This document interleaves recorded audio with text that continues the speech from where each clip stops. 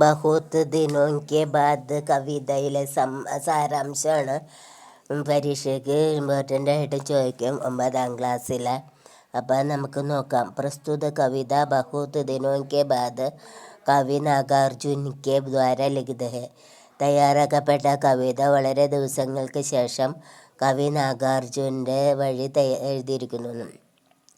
कवि नागार्जुन की यह कविता युगधारा नामक कविता संग्रह से ली गई है. കവി നാഗാർജുൻ്റെ ഈ കവിത യുഗധാര എന്നു പേരായ കവിതാ സംഗ്രഹത്തിൽ നിന്നും എടുത്തിട്ടുള്ളതാണ്.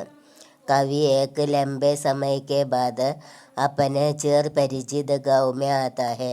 അതായത് അദ്ദേഹം ഒരു നീണ്ട യാത്രയ്ക്ക് ശേഷം അദ്ദേഹം തൻ്റെ ഗ്രാമത്തിലേക്ക് വന്നു. അവർ യഹ അപൂർവ ആനന്ദ് തഥാ പരിതോഷ് കാ അനുഭവ് കർത്ത ഹെ. അവിടെ വളരെ ആനന്ദവും സന്തോഷവും അനുഭവിച്ചു. ഈ ഉല്ലാസ് കോ കവിനെ ശബ്ദ സ്പർശ് രസ് രൂപ് ഔർ ഗന്ധ് കെ 5 വിംബോം കെ മാധ്യം സെ വ്യക്ത് കിയാ ഹെ. ഈ കവിതയിൽ അദ്ദേഹം ഈ ശബ്ദങ്ങളും സ്പർശനവും രസവും രൂപവും ഗന്ധവും ഒക്കെ 5 ഇതായിട്ട് വ്യക്തമാക്കിയിട്ടുണ്ടെന്ന് കവി പ്രസ്തുത കവിതയിൽ ബതാത്ത ഹേക്ക്. കവി തയ്യാറാക്കപ്പെട്ട കവിതയിൽ പറഞ്ഞിരിക്കുകയാണ്. ബഹുത്ത് ദിനോം കെ ബാദ് മുझे ഗ്രാമീണ പ്രകൃതി കാ രമണീയ ഏവം മോഹക് രൂപ് ദേഖ് കർ ആനന്ദ് കാ അനുഭവ് ഹുവാ ഹെ. അതായത് കവി തയ്യാറാക്കിയിട്ടുള്ള കവിതയിൽ വളരെയധികം ദിവസത്തിന് ശേഷം എനിക്ക് ഗ്രാമീണ പ്രകൃതിയുടെ രമണീയവും മോഹകമായ രൂപം കണ്ടിട്ട് ആനന്ദത്തിൻ്റെ അനുഭവമാണെന്ന്. മേനെ വഹാം കെ സുനഹരി ഫസലോം കോ മുസ്കരാത്തെ പായ. എനിക്ക് അവിടെയുള്ള സ്വർണ്ണ നിറത്തിലുള്ള വിളവുകൾ പുഞ്ചിരിക്കുന്നതായിട്ടും ദാനുകുടത്തി യുവതി കിശോരിയോം കോ മസ്ത് ഹോക്കർ കോമൾ കണ്ഠോം സെ ഗീത് ഗാത്തെ ഹുയെ ദേഖ.